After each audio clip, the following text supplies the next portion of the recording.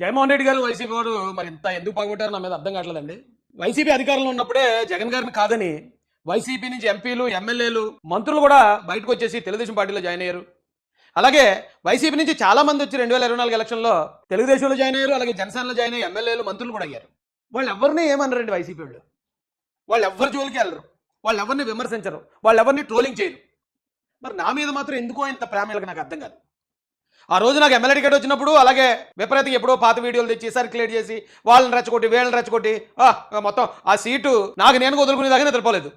అంతకుముందు అలాగే కేసులు, రౌడీ షీట్లు. ఈ రాష్ట్రంలో చాలా మంది ఉన్నారు, చాలా పార్టీల్లో చాలా పెద్ద పెద్ద నాయకులు ఉన్నారు, పెద్ద పెద్ద ఎమ్మెల్యేలు, మంత్రులు చేసిన వాళ్ళు ఉన్నారు. వాళ్ళందరినీ పట్టించుకొని జగన్మోహన్ రెడ్డి గారు నా ఒక్కరి విషయంలో మాత్రం ఎందుకు ఇంత ఫోకస్ చేస్తాడో నాకు అర్థం కాలేదు. నేను ఒక ఇల్లు కడుతున్నాను. గత 2 సంవత్సరాల క్రితం వీడియో పెట్టాను మీకు. ఎవడో ఒక ఇల్లు కట్టుకుందాం అనుకుంటున్నానని. 2 సంవత్సరాలు అవుతుంది, ఇప్పుడు అది పూర్తవలేదు, నడుస్తూనే ఉంది. ఎందుకు ఒక ఇల్లు కట్టడం లేట్ అవుతుందో మీ అందరికీ తెలుసు, దాన్ని నేను ప్రత్యేకంగా చెప్పక్కర్లే. అయితే ఈ ఇంటి గురించి, అంటే ఇల్లు అంటే పర్సనల్ కదండి.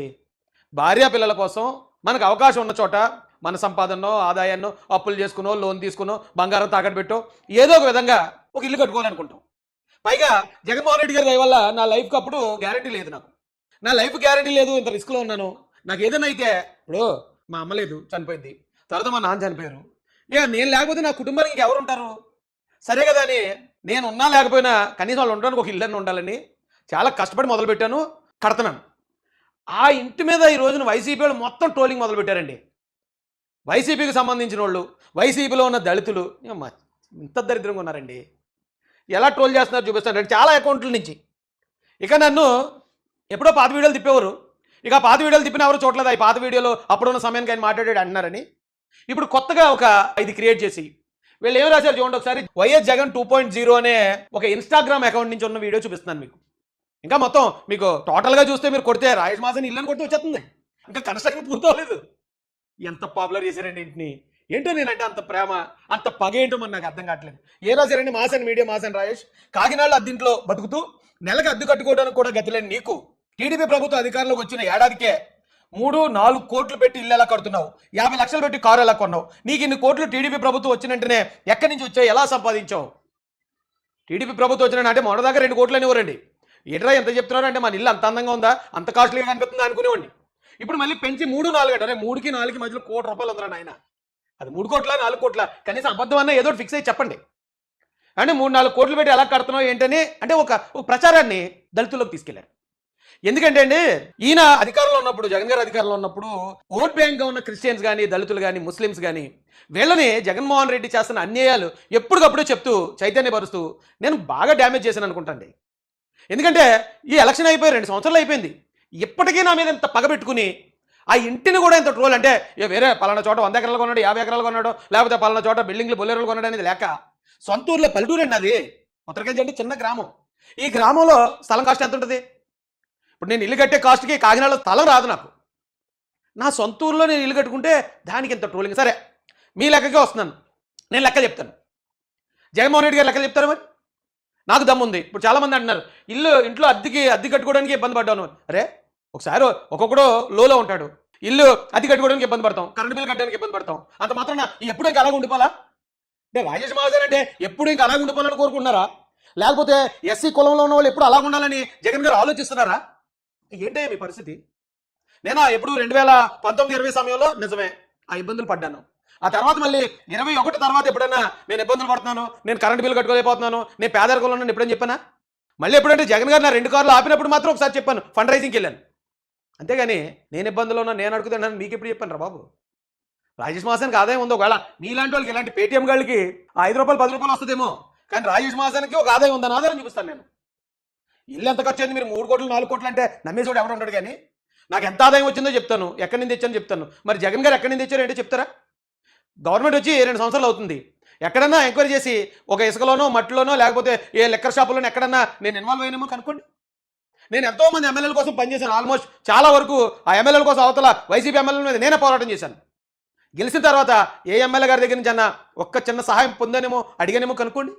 అంతెందుకు మొన్న తానా కూడా, తానా అంటే ఎంత పెద్దవాళ్ళు, అలాంటి తానాకి ఇన్వైట్ చేసి రాయేష్ ఇదిగో ఇంత పెద్ద మీటింగ్లు అందరూ ఇన్వెస్టర్లే, నువ్వు అక్కడ ఎస్సీస్ కోసం ఏదైనా కార్యక్రమాలు చేపడతానంటే నువ్వు లేచి ఒక 10 నిమిషాలు మాట్లాడు, నీకు ఈజీగా బోల్డ్ ఫండ్ రైజ్ అవుతుంది. వీళ్ళందరూ నేను చాలా అభిమానిస్తున్నారు, లేచి మాట్లాడంటే ఇప్పుడు నేను ఆ సెక్టార్లో లేను కదా, ఎన్జిఓలో లేను కదా. లేనప్పుడు నేను అడగడం భావ్యం కాదండి. నేను అడగలే. అంటే ఊరికే రాజేష్ మహాజన్ పెద్ద పెద్దోళ్ళు అభిమానించరు. ఎక్కడ పడితే అక్కడ డబ్బులు అడిగేసి దందాలు చేసేసి ఇలాంటివి చేస్తే అభిమానించరండి. ఇంత అభిమానం ఉండదు. ఇంత పగ జగన్మోహన్ రెడ్డి గారు సొంత ఇంటి గురించి కూడా ఇంత పగ పెట్టుకుని డ్యామేజ్ చేయాలి అని ఇంత ప్రయత్నం చేయరు. ఎందుకంటే దళితుల్లో రాజేష్ మహాజన్ బ్యాడ్ చేయాలి. రాజేష్ మహాజన్ అవినీతి పరుడు అనేది దళితుల్లో ప్రచారం చేస్తే వీడిని నమ్మటం మానేస్తారు. అప్పుడు మనం వాళ్ళని హ్యాపీగా ఎలా కావాలితే అలా వాడుకోవాలనుకుంటున్నారు. నా దగ్గర లెక్కలు ఉంటాయండి. నిజాయితీ బతుకుతున్నాను. ఎవరిది ఆశించలేదు, ఎక్కడా దోచుకోలేదు. నేను ఏమన్నా అధికారంలోకి వచ్చి ఏమైనా పదవి ఏమైనా చేశానా? ప్రజాధనాన్ని ఏమైనా దుర్వినియోగం చేశానంటానికి నేను ఏ పదవులోనే ఉన్నాను ఇప్పటి వరకు? ప్రజాధనాన్ని నేను వాడానంటానికి ఎవడు సరిపోడు. పోనీ ఎక్కడన్నా ఏ వ్యాపారాల్లోన్నా దేంట్లోన్నా నేను ఇన్వాల్వ్ అయ్యానా? దాంట్లో ఏదైనా తప్పుడు వ్యాపారాలు చేశాడు, దోచుకున్నాడు అంటానికి ఎవడో సరిపోడు. పోనీ నా మీద ఎవడన్నా రాజేష్ మహాజన్ ఇలా డబ్బులు తీసుకున్నాడు, మమ్మల్ని మోసం చేస్తాడు, లేకపోతే నాకు ఏదో ఉద్యోగాలు ఇప్పిస్తాడా, ట్రాన్స్ఫర్ చేస్తానంటే ఎవరన్నా నా మీద ఎలిగేషన్ చేశారా? అలాంటివి ఏమి ఉండవు. మరి ఏంటి ప్రాబ్లం ఏంటి? నేను ఇల్లు కట్టుకుంటే మీకేంటి, పందిరి వేసుకుంటే మీకేంటి, ఏం చేస్తే మీకు ఎందుకు నాకు అర్థం కాదు. అంటే ఇల్లు పెట్టారు, ఆ ఇల్లు పోన్లే బాగానే పాపులర్ చేశారు. ఎందుకంటే జనరల్గా ఎవడైనా ఇల్లు కట్టుకున్నప్పుడు అందరూ చూడాలి మన ఇల్లు చాలా గొప్పగా చెప్పుకోవాలనుకుంటాం. మాలాంటి వాళ్ళు నాకు నేనుగా చెప్పుకున్న దానికన్నా నా శత్రువులు చెప్తే ఎక్కువ మంది చూస్తారు. Free publicity, okay happy. నా లెక్కలు ఏంటో నేను చూపిస్తాను. ఇప్పుడు నాది ఇప్పుడు జనరల్గా ఆలయాలు అనుకున్నట్టు రాజేష్ మహాజన్ ఇబ్బంది పడ్డాడు ఒకప్పుడు అన్నారు. ఇబ్బంది పడ్డాను. ఎప్పుడు ఇబ్బంది పడ్డాను నేను? 2017లో నాకు ట్రెండ్ సెక్టర్ అని ఒక కంపెనీ ఉండేది. ఈ కంపెనీకి ఎండీని నేను. ఈ కంపెనీలో 50 మంది మహిళలు పనిచేసేవారు. అప్పుడే 50 లక్షలు దాని వాల్యూ, యూనిట్ వాల్యూ. నెలకు లక్షల్లో ఉండేది. నేను ఇచ్చే జీతాలే 1,80,000 ఇచ్చేవాడిని 2017. అంతకన్నా ముందు ఈ యూజ్ 2 వీలర్స్ వెహికల్స్ ఆ సేల్ చేసి కన్సల్టెన్సీ ఉండేది. ఆ సమయంలోనే నెలకు లక్షలు సంపాదించేవాడిని. అంతకన్నా ముందు ఒక ఫైనాన్స్ కంపెనీలో చాలా మంచి పొజిషన్లో ఉద్యోగం చేసేవాడిని. నేను ఎప్పుడు ఈ పేదరికం లేకపోతే ఇబ్బంది నేను ఎప్పుడు పడలే. ఇంకా వెనక్కి వెళ్తే మా తాత మీకు ఎప్పుడు చెప్తూనే ఉంటాను, సర్బేల వెంకటస్వామి గారు 12 ఎకరాల రైతు. మా తాతల కాలంలోనే రైతులు మేము. అలాగే మా అమ్మమ్మ తాత ఇద్దరు కూడా హెడ్ మాస్టర్లు ఆ సమయంలో. ఇప్పుడు కూడా మా అత్తగారు మాంగారు ఇద్దరు గవర్నమెంట్ ఎంప్లాయీసే, గవర్నమెంట్ ఆఫీసర్తో రిటైర్ అయ్యారు. అద్దె కట్టుకోవడానికి లేని పరిస్థితి నేను ఎప్పుడు అనిపించానంటే కరెక్ట్గా ఈ ట్రెండ్ సెక్టర్ విషయంలో బిజినెస్లోకి ఎప్పుడైతే వచ్చానో ఫుల్ అట్రాసిటీస్ చూశాను. ఎస్సీఓడు అంటే ఇది వ్యాపారం చేయనివ్వకపోవడం, కాంపిటేటర్స్ ఆడు ఎస్సీఓడు ఆడి దగ్గరికి వెళ్ళకండి, ఆడు సరిగ్గా టైంకి ఇవ్వడం, టైంకి డెలివరీలు ఉండవు, రకరకాలుగా చెప్పి బ్యాంక్ మేనేజర్ మోసం చేసి అన్ని రకాలుగా నలిపేశారు ఈ టైంలో నన్ను. లేకపోతే అప్పుడు దాకా నాకు ఈ పోరాటాలు ఆ ధర్నాలు రాష్ట్రాలకు ఏమీ తెలియదు. ఎంఆర్ ఆఫీస్కి కూడా వెళ్ళింది లేదు నేను ఎప్పుడైతే ఇక్కడ నేను అంత క్షోభకు గురయ్యానో అప్పుడు బయటకు వచ్చాను. అరే ఏంటి ఎంత దారుణంగా ఉంది. ఇప్పటి వరకు ఉద్యోగం చేసుకుంటుంటేనో లేదా మరో చిన్న చిన్న వ్యాపారాలు చేసుకుంటే లేనిది ఒక యూనిట్ పెట్టేగానే ఒక ఇండస్ట్రీ పెట్టగానే ఎంత చూసామేంటి మనం. నా పరిస్థితి ఎలా ఉందంటే మిగతా వాళ్ళ పరిస్థితి ఎలా ఉందో, సరే మనం ఫైట్ చేయాలని చెప్పి ఇక్కడి నుంచి మొదలయ్యాను నేను. ఈ 2017 నుంచి 2018, 19 ఈ 2 సంవత్సరాలు ఇబ్బంది పడ్డాను నేను. చాలా ఇబ్బంది పడ్డాను. ఫైట్ చేస్తుండేవాడిని విదేశాల్లో, దేశ విదేశాల్లో. అప్పటికే 2-3 దేశాలు వెళ్ళొచ్చాను నేను మీటింగ్లకి, మహాసన్ మీటింగ్లకి. కానీ ఫైనాన్షియల్గా ఇబ్బంది పడుతూనే ఉన్నాను. ఈ సమయంలో చెప్పాను నేను, అంటే ఇక్కడ పరిస్థితి ఎలా ఉంది, సిచ్యువేషన్ ఎలా ఉంది, ఊరికే నా మీద ఒత్తిడి చేయకండి. నేనే అద్దె కట్టుకోలేని పరిస్థితిలో ఉన్నాను, నేనే కరెంట్ బిల్ కట్టలేని పరిస్థితిలో ఉన్నాను, నేనే పిల్లలకు ఫీజు కట్టలేని పరిస్థితిలో ఉన్నానని ఇది ఎప్పుడు 2018, 19లో అన్నాను. ఇప్పుడు ఎన్ని సంవత్సరాలు అయింది? 19 నుంచి ఇప్పుడు 7 సంవత్సరాలు అయింది. ఆ 7 సంవత్సరాలు కూడా మనిషి ఎలా ఉండిపోతాడండి? అప్పటికి ఇప్పటికి తేడా ఏంటంటే అప్పుడు కూడా నేను ఫైట్ చేసేవాడిని, గ్రౌండ్లోకి వెళ్ళేవాడిని, ధర్నాలు చేసేవాడిని. అలాగే ఆ ఫైట్ని మొత్తం ఫేస్బుక్ వేదికగా బయట తీసుకెళ్ళేవాడిని. ఫేస్బుక్లో మిలియన్స్ చూసేవారు, చాలా పెద్ద పాపులర్ అప్పుడే నేను.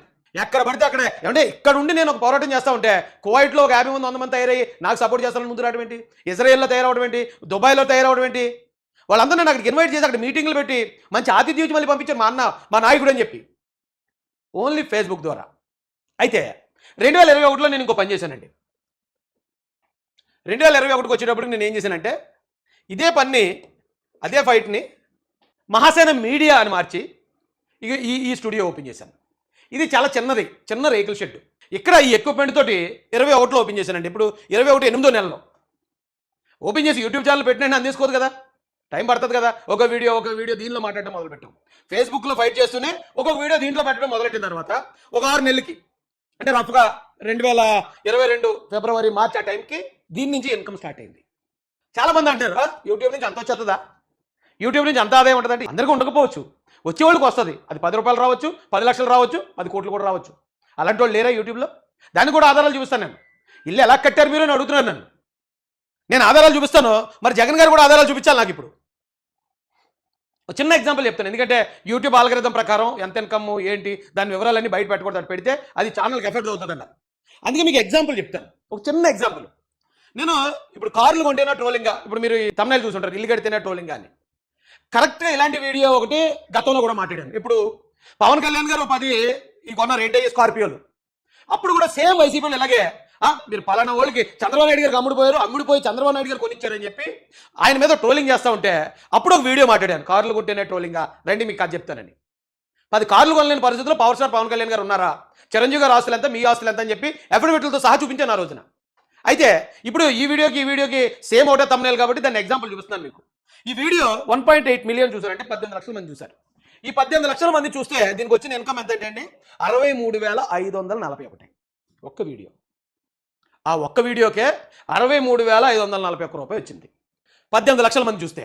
నేను అలాంటి ఎన్ని వీడియోలు మాట్లాడానండి? 7,277 వీడియోలు మాట్లాడాను ఇప్పటిదాకా. 2022 నుంచి ఇప్పటి వరకు 7,277 వీడియోలు వైసీపీ మీద మాట్లాడుతుంటే ఒక్కొక్క వీడియో ఒక్కొక్క కేసు తెచ్చింది కూడా ఉంది నాకు. ఆదాయం అనేది నాకు సెకండరీ.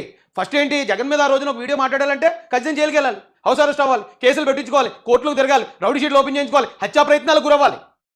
అలా ప్రాణాలకు తెగించి నేను చేసిన పోరాటానికి ఈ యూట్యూబ్ వారు నాకు ఇచ్చిన ఒక కన్సలేషన్ ప్రైజ్ లాంటిది ఈ ఇన్కమ్ అనేది. 7,277 వీడియోలు మాట్లాడాను, మీకు చూపించాను. ఒక వీడియోలో 17 లక్షల మంది చూస్తేనే 63,000 వచ్చింది. ఇక్కడ టోటల్ వ్యూస్ చూడండి మీరు ఒకసారి, 52,90,98,000 అంటే 53 కోట్లు. టోటల్ ఎంతండి? 53 కోట్లు. నాకు నా ఛానల్కి యావరేజ్గా, అంటే వేరే ఛానల్కి వేరేగా ఉంటాయి సబ్స్క్రైబర్స్, అది ఇది ఆ లెక్కల ప్రకారం ఒక్కొక్కరికి ఎక్కువ రావచ్చు నాకన్నా, ఒక్కొక్కరికి నాకన్నా తక్కువ రావచ్చు. కానీ నా బేస్ ఎలాగంటే 1,00,000 మంది చూస్తే 3,000 నుంచి 4,000 రూపాయలు వస్తుంది. 1,00,000 మంది వ్యూస్ ఏదైనా ఒక వీడియో, ఒక లైవ్, నేను అన్ని లైవ్లే మాట్లాడతాను కదా, లైవ్కి అది ఎక్కువ ఇన్కమ్ ఉంటుంది. 3,000 నుంచి 4,000 రూపాయలు వస్తుంది 1,00,000 మంది వ్యూస్ ఒక వీడియోని చూస్తే. ఓకే, ఇప్పుడు ఈ 53 కోట్లని 5,300 లక్షల మంది వ్యూస్ అనుకుందాం. 5,300 ఇంటూ యావరేజ్లో 3,000 చూద్దామండి, రఫ్గా 3,000 చూద్దాం. 1,59,00,000 అయిందండి. యావరేజ్లో 3,000 వస్తాయి. కానీ ఒక్కొక్క వీడియోకి, అంటే చాలా మ్యాక్సిమం వీడియోకి 4,000 వస్తుంది. ఒకవేళ 4,000 చొప్పున వచ్చుంటే 2,12,00,000 అండి. మీరు ఎవరో, ఇది టీడీఎస్ కట్ అయ్యి వస్తుంది. పైగా ఈ అకౌంట్కి సంబంధించి నేను ఐటీ రిటర్న్స్ కూడా ఫైల్ చేశాను. అంటే టీడీఎస్ రూపంలోనూ గవర్నమెంట్కి కట్టాను, మళ్ళీ ఐటీ ఇన్కమ్ ట్యాక్స్ రూపంలో కూడా గవర్నమెంట్కి కట్టాను. అంటే ఇది ప్యూర్లీ జెన్యూన్గా వచ్చిన ఆదాయం. దీనికి మధ్యలో ఉంది నాకు వచ్చిన ఆదాయం. అంటే అన్ని డిస్క్లోజ్ చేయలేం కాబట్టి చెప్తున్నాను. ఎప్పటి నుంచి? 2022 నుంచి 24 దాకా, అంటే ఎలక్షన్ దాకా. మీరు చెప్పింది అదే కదా, ఎలక్షన్ వరకు. ఎందుకంటే ఎలక్షన్ అయిన తర్వాత నేను ఇందులో వీడియోలు మాట్లాడటమే మానేశాను. ఎప్పుడైతే కూటమి గవర్నమెంట్ అధికారంలోకి వచ్చిందో, కావాలంటే మీరు చూడండి, ఎలక్షన్ వరకునే నేను గట్టిగా ఫైట్ చేసింది. ఆ ఫైట్కి నేను ఎన్నో వీడియోలు, అంటే జగన్మోహన్ రెడ్డి గారు చేస్తున్న సంక్షేమ పథకాల పేరుతో చేస్తున్న అన్యాయం, లేదా ఆయన ఫిష్ మార్ట్ లేకపోతే ఇంకొక మాట అనుకుంటూ జనాలు చేస్తున్న మోసం, అంబేద్కర్ గారి కోసం ఆయన పేరు మార్చింది, అలా 7,200 వీడియోస్ మాట్లాడాను. రఫ్గా నా ఇన్కమ్ ఇది 2022 నుంచి 24 దాకా, అంటే 2 సంవత్సరాలు. 2 సంవత్సరాలు మ్యాక్సిమం ఇది చూద్దాం, 2 కోట్లు చూద్దాం. సంవత్సరానికి 1 కోటి రూపాయలు. సంవత్సరానికి 1 కోటి రూపాయలు అంటే నెలకి ఎంత? 7 లక్షల నుంచి 8 లక్షలు ప్రతి నెల. అద్దె కట్టుకోవడానికి లేదు, కరెంటు బిల్లు కట్టడానికి లేదంటే ఎప్పుడు అలాగ ఉండరురా మనుషులు. ఇది కేవలం కంప్లీట్గా నా కష్టార్జితమే కదా. ఎన్నో వీడియోలు, దానివల్ల ఎన్నో కేసులు పడ్డాను, ఎన్నో కష్టాలు పడ్డాను, హౌస్ అరెస్టులు గురయ్యాను, గొంతు పోయేది. జగన్మోహన్ రెడ్డి గారు చేస్తుంది, చంద్రబాబు నాయుడు గారి కోసం, పవన్ కళ్యాణ్ గారి కోసం నేను మాట్లాడిన వీడియోలు అయ్యి సాయంత్రంకి వచ్చేటప్పటికి గొంతు పోయేది, గొంతు విపరీతమైన పెయిన్ వచ్చేది. అయినా కూడా లేదు, మనం ఖచ్చితంగా ఈ రాష్ట్రం కోసం మాట్లాడాల్సిందే, ఏది జరిగితే అదే జరుగుతుంది. చాలామంది అంటారు నాతోటి, నేను ఎంత పోరాడానో నాకు తెలియదు, కానీ చాలామంది నాకు చెప్పినప్పుడు అనిపిస్తుంది, ఆ టైంలో ఎవడో మాట్లాడేవాళ్ళు లేనప్పుడు నువ్వు మాట్లాడేవారు ఆయుష్ అని. దానికి నాకు వచ్చిన ఇన్కమ్ ఇది. ఏమండి, ఇది కాకుండా నాకు ఇక్కడే బొమ్మింగ్, మీరు వెళ్ళి ఎంక్వైరీ చేసి చెప్పేస్తాను. బొమ్మింగ్ ఐసిఐసిఐ బ్యాంకు మా ఊరు పక్కనే. నాకు 45 లక్షల లోన్ ఉంది. ఎన్ని సున్నాలు పెట్టాలి తలపోటేది. బొమ్మింగ్ ఐసిఐసిఐ బ్యాంకులో 45 లక్షల లోన్ ఉంది. ఇంకోటి కారు కొన్నాడు. కారు ఎక్కడి నుంచి కొన్నాడు అన్నాడు. కారు బ్యాంక్ ఆఫ్ బరోడాలో 42,000 ఈఎంఐ, ఇంకా దానికి దాదాపుగా 25 నుంచి 30 లక్షలు ఉంది లోన్ కట్టాల్సింది. ఇప్పుడు వచ్చి ఒక వాయిదా కూడా పెండింగ్ లేదు, ఒక్క వాయిదా కూడా పెండింగ్ లేదు. అర్థమైందా? ఇది దాదాపుగా 25 నుంచి 30 లక్షలు ఈ లోన్ ఉంది. అంటే రఫ్గా ఇక్కడ ఇంటికి సంబంధించి ఒక 45 లక్షలు, అలాగే కారుకు సంబంధించి ఒక 20 నుంచి 30 లక్షల రూపాయలు బ్యాంక్ ఆఫ్ బరోడాలో లోన్లు ఉన్నాయి. ఇప్పుడు నా ఇల్లు వచ్చి మీరు చూడండి, ఖచ్చితంగా 1 కోటి రూపాయలు పైన అవుతుంది దానికి. అదేం చిన్న ఇల్లు ఏం కాదు. ఏం మీరేమో ఆశ్చర్యపోకర్లే, నేనేమో వేద కబుర్లు చెప్పను, నేనేమో పేదోడిని, నేను ఇంకోటి నేను ఎప్పుడు చెప్పలే. నేను ఎప్పుడు డబ్బులు లేని సమయంలోనే ఆడిలో తిరిగినోడు నేను. పవన్ కళ్యాణ్ గారు నాకు ఫోన్ చేసి రాజమండ్రిలో దాడి జరిగినప్పుడు కారు మీద దాడి జరిగిందంటే కదా రాజేష్, ఏం కాలేదంటే ఆడి సార్ అన్నాను. అవునా అన్నాడు ఆయన. ఆడి క్యూసెవెన్ అంటే అప్పట్లోనే నేను ఆడి క్యూసెవెన్లో తిరిగాను, ఫార్చునర్లో తిరిగాను, ఎప్పుడు తగ్గలేదు నేను. అంబేద్కర్ మాకు అదే నేర్పించాడు. అప్పటికే అపర కుబేర్లు లేకపోతే జమీందారులు వాళ్ళు చిన్న చిన్న పంచలు కట్టుకుని తిరుగుతూ ఉంటే ఆ సమయంలోనే కోట్ వేసుకుని తిరిగాడు, కోటు సూటు. ఆ టైంలో వెస్ట్రన్ స్టైల్ అది. అంటే మా ఆత్మగౌరవం కోసం మేము ఖచ్చితంగా ఉంటాం. ఆ ఉండటంలో భాగంగానే నేను అది ఇప్పుడు నా దగ్గర ఉన్న కార్లు చాలా కార్లు రెండు చూద్దరు, దానికి కూడా లెక్క చెప్తాను. ప్రతి కారు ఎప్పటి నుంచి కొన్నాను, ఎక్కడ కొన్నాను. 2 కార్లు ఆల్రెడీ శ్రీకాకుళంలో జగన్ ఆఫీస్ మీకు తెలుసు కదా. జగన్ గారు ఆఫీస్ 2 కార్లు మీకు ఎలాగ తెలుసు. తర్వాత ఇప్పుడు కొత్తది ఇప్పుడు ఇలా అంటున్నారు కదా ఫార్చునర్ అంటున్నారు. ఎస్ ఫార్చునర్ ఉంది, అలాగే అంతకుముందు ఆడి ఉంది, ఇంకోటి బొలేరో కూడా ఉంది. అంటే ఎన్ని కార్లు? ప్రతిదానికి లెక్కలు ఉన్నాయి నా దగ్గర. ఎక్కడి నుంచి కొన్నాను, ఎలా కొన్నాను, ప్రతి దానికి లెక్కలు ఉన్నాయి. అంతా ట్రాన్స్పరెంటే కదా నా లైఫ్.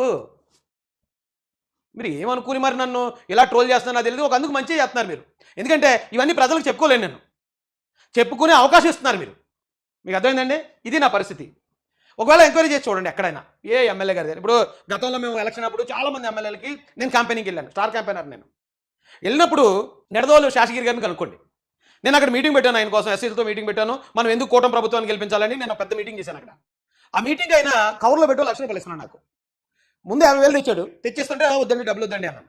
అయితే 50,000 సరిపోమేమో, రాయికి 50,000 అని తక్కువ అనుకున్నాడేమో అనుకున్నట్టు పెద్ద ఆయన 1,00,000 రూపాయలు తెచ్చాడు. సరే తెచ్చి 1,00,000 రూపాయలు ఉంచామా, నువ్వు మీటింగ్ పెడుతున్నావు కదా, చాలా మంది కుర్రాళ్ళు మెయింటైన్ చేయాలి కదంటే నాకు అవసరం లేదండి, నేను తీసుకోను, ఎవరి దగ్గర తీసుకోలేదన్నాను. ఆయన చాలా పెద్ద ఆయన, పెద్ద మనిషి, నా కష్టాన్ని అర్థం చేసుకుని ఆఫర్ చేశాడు ఆయన. ఇంకొక ఆయన వినుకొండ ఎమ్మెల్యే గారు అనుకుంటా, ఆయన కూడా తాడేపల్లిగూడెంలో ఒక మీటింగ్ జరిగింది, చంద్రబాబు నాయుడు గారు, పవన్ కళ్యాణ్ గారు. అప్పుడు నేను ఎమ్మెల్యే క్యాండిడేట్ని, ఆయన పక్కనే కూర్చున్నాను. ఆయన అన్నాడు, ఇలాగ అయింది కదా, ఎమ్మెల్యే అనౌన్స్ చేశారు కదా రాజేష్, నువ్వు రా ఒకసారి ఎవరన్నా పంపించు, ఓ 10 ఇస్తాను పట్టుకెళ్ళి ఖర్చులు కొంటాయి అన్నారు. ఒకసారి అడిగి చూడండి, ఆయనకి పంపించానేమో నేను ఎవరన్నా అంటే 10 లక్షలు అంటే ఎక్కువ కదా ఎవరికైనా. మరి మనం అలా పంపిస్తే మనం ఒకవేళ చిన్నపోతామేమో, వారి దృష్టిలో ఏమన్నా లోకు అవుతామేమో. అడిగి చూడండి మీరు, పేర్లతో చెప్తున్నాను కదా. ఎలక్షన్ అదే టైంలో నన్ను కొలకూడి శ్రీనివాస్ గారిని విజయవాడలో ఒక చోట కూర్చోబెట్టారు. కొంతమంది పెద్దలు పిలిచి మమ్మల్ని కూర్చోబెట్టి, మీకు ఇలాగ టికెట్లు ఇచ్చారు కదా, మీకు మేము సపోర్ట్ చేస్తే మీరు దేనికి భయపడకండి, ఖర్చులకు మీరేమి కంగారు పడొద్దు. ఆ టైప్లో చాలా ధైర్యం చెప్పారు వాళ్ళు చేస్తానన్నారు. ఒకసారి కనుక్కోండి వాళ్ళ దగ్గర, నేను ఎవరి దగ్గర అయినా సరే. రాజేష్ మాసాన్ని ఏమైనా తీసుకున్నాడేమో. అరే చాలా చాలా వాల్యూస్తో బతుకుతాను నేను. నాకు తాగుడు గుట్కా మట్కా ఇవన్నీ ఇప్పుడు లేవు. ఎప్పుడో 2006 ముందు తాగేవాడు, అలాగంటే మళ్ళీ అది తీసుకొచ్చి పెడతారు, అప్పుడు తాగేవాడు అన్నావు కదా అని. 2006 క్రితం, అది 20 సంవత్సరాలు అయిపోయింది. అయినా కూడా అప్పుడు తెచ్చి ఇప్పుడు తాగుబోతు రాయేష్ అంటారు. ఎందుకు? కేవలం అమాయకులు, దళితులు మా వాళ్ళు. ఇగో మీ ఊడు ఇలా సంపాదించేశాడు, లేకపోతే మీ ఊడు ఇలాగ అక్రమ సంబంధాలు పెట్టుకున్నాడు, లేదా మీ ఊడు ఇలాగా తాగుపోతూ, అలాంటిది నా క్యారెక్టర్ని బదనాం చేసేస్తే ఇక నా జాతి నన్ను నమ్మటం మానేస్తుంది. అలా వాడుకుందాం, అది ఒక్కనాటికి జరగదు. అది ఒకప్పుడు దళితులు, మీరు ఏం చెప్తారు సొల్లు నమ్మడానికి. ఇప్పుడు అన్ని ఆధారాలు ఉంటాయి. ఆధారాలు ఉన్నప్పుడు ఎలాగ నన్ను బ్యాడ్ చేయాలని ట్రై చేస్తున్నారు మీరు. ఎవడెవడైతే ఆ రాజేష్ మాసం ఎంత ఇలా కడతాడో, ఏం ఆదాయం ఉందన్నాడు, ఇదిగో నేను ఆదాయం. ఇంకా కావాలంటే మీరు బెట్ వేస్తానంటే రండి, నేను అకౌంట్ డీటెయిల్తో సహా చూపిస్తాను. ఇదంతా ఫెయిర్గా వచ్చిన ఇది. నేనేమి దొంగతనం చేసో, దొంగ వ్యాపారాలు చేసో, లేకపోతే మరో గంజాయమో, లేకపోతే డ్రగ్స్ అమ్మో సంబంధించింది కాదు. ఇది కేవలం ఈ రాష్ట్రం కోసం పోరాడడం వల్ల వచ్చిన ఆదాయం అది. అంటే అదేనా? ఇంకా నాకు తెలిసిన వాళ్ళు, నా సర్కిల్ ఎంత సర్కిల్ ఉంది, ఎంత పెద్ద పెద్ద వాళ్ళు నన్ను అభిమానిస్తారు మీకు తెలీదా? ఒకవేళ నిజంగా నా ఇంటికి ఇబ్బంది అయ్యి ఏదైనా అవసరం అయితే ఓ 10 ఇవ్వండి, ఓ 25 ఇవ్వండి అని ఎవరిని అడిగినా ఇస్తారు నాకు. కానీ ఇప్పుడు వచ్చి ఎవరిని అడగలే. ఇంటి నిర్మాణం మొత్తం నా కష్టార్జితంతోనే జరగాలి కాబట్టి ఖచ్చితంగా అదే చేద్దామని చెప్పి అదే లేట్ అవుతుంది, అందుకే లేట్ అవుతుంది. దాన్ని కూడా ట్రోల్ చేస్తే ఎలాగండి? దాన్ని కూడా అవమానించి, ఇప్పుడు మీరు ఆల్రెడీ నా పరిస్థితి అంటే మిమ్మల్ని రిక్వెస్ట్ చేయట్లేదు, ప్రజల్ని రిక్వెస్ట్ చేస్తున్నాను. వైసీపీ వాళ్ళు రిక్వెస్ట్ చేసినా వాళ్ళ బుద్ధి వంకర, కుక్కతోకది. దాన్ని మనం ఎంత వంకర తీసినా పోదు. కానీ ప్రజలు అర్థం చేసుకోండి. గవర్నమెంట్ వచ్చిన తర్వాత నుంచి నా పొజిషన్ ఎలా ఉందో అందరికీ తెలుసు. అందరికీ తెలిసినా కూడా ఇక ఏమీ లేక ఎక్కడో పల్లెటూరులో మారుమూల ప్రాంతాలు కట్టుకుని ఇంటిని కూడా వీళ్ళని ఇలా ట్రోల్ చేసి బదనాం చేసి అంటే మానసికంగా కృంగదీసే ప్రయత్నం అండి ఇది. తప్పు కదండి ఇది నా లెక్కలో. ఇప్పుడు ఇంకా నాకు డబ్బులు ఏమైనా అవసరం అయితే బంధువులను, మిత్రులను అడిగి ఇచ్చేవాళ్ళు చాలా మంది. ఇప్పుడు ఎన్ఆర్ఐలు ఉన్నారండి, మాసానోళ్ళు. వాళ్ళని అడిగారు, అన్ని ఇల్లు కడుతున్నాడు కదా, మనం కూడా ఏమైనా చేస్తే బాగుంటుంది కదా, ఒక 5 పంపిస్తే బాగుంటుంది కదా అని అడిగి చూడండి. వాళ్ళ నాలుతో అస్సలు వద్దు, ఇంటి నిమిత్తం ఎవ్వరూ నాకు డబ్బులు పంపించొద్దు. ఒక్కరి దగ్గర కూడా ₹1 కూడా తీసుకోకూడదు అనేది నా ఉద్దేశం. నాకు హెల్ప్ చేసే వాళ్ళు చాలా మంది. ఎందుకంటే ఆ రోజున జగన్ కారు ఆపేసినప్పుడు, 2 కార్లు ఆపేసినప్పుడు అప్పటికప్పుడు కారు కొనాలంటే కొనలేను నేను అప్పుడున్న పరిస్థితికి. సరే ఇలా వీడియో పెట్టాను ఒకటి, నేను కొంటాను ఖచ్చితంగా కారు, మీరు ఎవరైనా సపోర్ట్ చేసే ఉద్దేశం ఉంటే సపోర్ట్ చేయండి అంటే ఆ రోజున 3,000 ట్రాన్సాక్షన్లు జరిగాయి. ఇది 24 గంటల లోపు ₹1,00,000 వచ్చింది అందులోకి. మీకు తెలుసా? ఏఎంఎల్ అని ఏదో ఒక మెసేజ్ వచ్చింది నాకు, అకౌంట్ బ్లాక్ చేశారు. ఇటు అకౌంట్ ఏంటి బ్లాక్ చేసే రేట్ అని చెప్పి చూస్తుంటే అకౌంట్ ట్రాన్సాక్షన్ జరగట్లే ఫోన్పేలు. ఎందుకు మీకు అప్పుడే చెప్పాను దాదాపు 20 లక్షలు వస్తే చాలా ఆపేయండి అని చెప్పి వీడియో పెట్టాను. ఎవరో కుర్రోడు 50,000 పంపించేస్తే వద్దురా బాబు నాడు వెనక పంపించి ఇంకొక 5,000 ఎక్స్ట్రా బట్టలు కొనుక్కొని పంపించాను. అదంతా మీకు తెలుసు. అన్ని వేల ట్రాన్సాక్షన్లు జరిగినందుకు అది పెద్ద అమౌంట్ ఏం కాదు బ్యాంకులకి, కానీ వేల మంది పంపించడం ఏంటి, అసలు ఏఎంఎల్ అంటే ఏంటని చెప్పి బ్యాంకులు అడిగితే యాంటీ మనీ లాండరింగ్ యాక్ట్ అది. జగన్ గారి నోటి కేసులు అయ్యి ఏంటంటే మనీ లాండరింగ్ ఏం చేయడం ఏంటంటే కాదండి, ఇన్ని వేల అకౌంట్ల నుంచి వచ్చాయి కదా మీకు, అందుకని ఒకవేళ ఏదైనా బ్లాక్ మనీ వైట్ చేస్తున్నారేమో అనే ఆలోచనతో వాళ్ళు అక్కడ పెట్టారండి. అప్పుడు మళ్ళీ మేనేజర్ మళ్ళీ లెటర్ పెట్టాడు, లేదండి ఏదైనా సో ఇన్ఫ్లుయెన్సర్ అండి నిన్న ఇలా ఒక ఫండ్ రైజింగ్ జరిగిందట దానికి ఇదంట పరిస్థితి అంటే అప్పుడు మళ్ళీ వెంటనే 10 రోజులకు దాన్ని రిలీజ్ చేశారు. అంత అభిమానం చూపిస్తారు ప్రజలు నా మీద. అలాంటి అవకాశాలు ఎన్నో అవకాశాలు ఉన్నాయి నా ముందు. నేను ఒక ఇల్లు కట్టుకోవడానికి నేను ఏదో కరెంట్ బిల్లు కట్టలేదు ఇంటర్నెట్ కట్టలేదు అంటారు రా బాబు, ఇదేం దరిద్రం రా, ఏం మనుషులు రా బాబు మీరు. ఏమండి ఇది నా ఛానల్ డీటెయిల్స్ కదా, ఇది వైఎస్ఆర్ కాంగ్రెస్ పార్టీ అని ఏలకో ఛానల్ ఉందండి, ఇది కూడా వైసీపీ ఛానల్ యూట్యూబ్ ఛానల్. నాకు 9,31,000 మంది ఫాలోవర్స్ ఉన్నారు యూట్యూబ్కి, ఫేస్బుక్లో 3,96,000 మంది ఉన్నారు, ఇన్స్టాగ్రామ్లో 46,000 మంది ఉన్నారు. ఫేస్బుక్ను ఒకసారి మానిటైజ్ చేస్తే నెలకి 45,000 వచ్చింది దాంట్లో ఫస్ట్ నెలలో. దాన్ని అలా వదిలేస్తే ఇంకా వస్తుందేమో, కానీ మేము మాట్లాడే వీడియోలు ఎక్కువ మందికి రీచ్ అవ్వాలంటే మధ్య మధ్యలో యాడ్స్ వచ్చి డిస్టర్బ్ చేస్తున్నాయని ఆ 3,96,000 మంది ఉన్న ఆ ఫేస్బుక్ దాన్ని ఫ్రీ చేస్తాం. మాకేమీ కోట్లు వచ్చేయాలని ఆశ లేదు. మీరు చూడండి హర్ష్ కుమార్ గారు ఛానల్ మానిటైజ్ చేసి ఉంటుంది, యాడ్స్ వస్తాయి దానికి, అన్ని కోట్లు ఉన్నాయి ఆయనకి. మేము చేయలేదు అది, ఇన్స్టాగ్రామ్ను కూడా మానిటైజ్ చేయలేదు, ఎందుకంటే యూట్యూబ్ నుంచి వచ్చేది బతకడానికి సరిపోతుంది కదా, ఇంకెందుకు మళ్ళీ ఇవన్నీ అని. అంటే 39,000 అంటే దాదాపు 40,000 వీడియోలు పెట్టారు. ఎప్పటి నుంచి 2011 నుంచి 40,000 వీడియోలు పెడితే వీళ్ళకి వచ్చిన వ్యూస్ 32 కోట్లు. నేను 2022 నుంచి 7,200 వీడియోలే పెట్టాను. అంటే మీరు ఛానల్ క్వాలిటీ చూడండి. 2021 మీరు ఓపెనింగ్ చూపించారు కదా, అంటే ఛానల్ ఓపెన్ చేసి 10 ఏళ్ళు ఓపెన్ చేశారు వాళ్ళది. మేము 2021 ఎప్పుడైతే ఆఫీస్ ఓపెనింగ్ అన్నానో అప్పటి నుంచే మేము యూట్యూబ్లోకి వచ్చాం. 7,200 వీడియోలు పెడితే 53 కోట్ల వ్యూస్, 40,000 వీడియోలు 32 కోట్లు, 7,000 వీడియోలు 53 కోట్లు. క్వాలిటీ ఉంటుందండి. ఆ క్వాలిటీగా మనం ఇచ్చిన కంటెంట్కి ప్రజలు చూసే విధానాన్ని బట్టి దా ఇన్కమ్ బేస్ అయి ఉంటుంది. ఎవడు అన్నాడు యూట్యూబ్లో అంత వచ్చేది ఇంత వస్తుంది, మరి వాడి దగ్గర మాట్లాడేవాడి దగ్గర మ్యాటర్ ఉంటే, ఇప్పుడు నాన్వేషన్ ఉన్నాడు నాకు 3 కోట్లు వచ్చింది 8 కోట్లు వచ్చింది అంటాడు, వస్తుంది అతనికి. చెప్పే విషయం ప్రజలు చూస్తున్నప్పుడు ఇతను చెప్పేది కరెక్టే కదా, మన రాష్ట్రం కోసం మాట్లాడుతున్నాడు, కేసులకి వీటికి భయపడకుండా జగన్ లాంటి వాడిని ఎదిరించి నిలబడుతున్నాడు అని ఆ రోజున ప్రజలు నా మీద చూపించిన అభిమానం మరి ఇప్పుడు లేదుగా. ఇప్పుడు నేను మాట్లాడలేదు, మాట్లాడకపోతే ఇన్కమ్ రాదు. ఆ స్థాయిలో ఎంతో కొంత వస్తుందేమో, కానీ ఆ స్థాయిలో రాదు. ఇది నా ఇన్కమ్ సోర్స్. నేను కట్టిన ఇంటికి మీకు లెక్కలు చూపించాను, కారుకి దానికి సంబంధించిన అప్పులు ఉన్నాయి, కావాలంటే రండి మీరు ఏమైనా కడతానంటే కట్టండి, వచ్చి నేను చూపిస్తాను, నా బ్యాంక్ మేనేజర్ని పరిచయం చేస్తాను. దీనికి ఏడు పెట్టండి. ఇది ఎప్పుడు పెట్టానండి నేను వీడియో 2024 జూలై 27 పెట్టాను. ఇది నేను ఇల్లు కట్టుకుంటానండి, ఇల్లు మొదలు పెడతానండి అని. ఇది పెట్టిన వెంటనే అప్పటికి పునాది గోతులు తీస్తున్నారు. కరెక్ట్గా ఇప్పుడు జూలై వస్తే 2 సంవత్సరాలు అయిపోతుంది, 7 నెలలు కంప్లీట్ అవ్వాలి ఇల్లు. అది నాకు చెప్పినప్పుడు 7 నెలలు అన్నారు, కానీ 2 సంవత్సరాలు ఎందుకు అవుద్ది?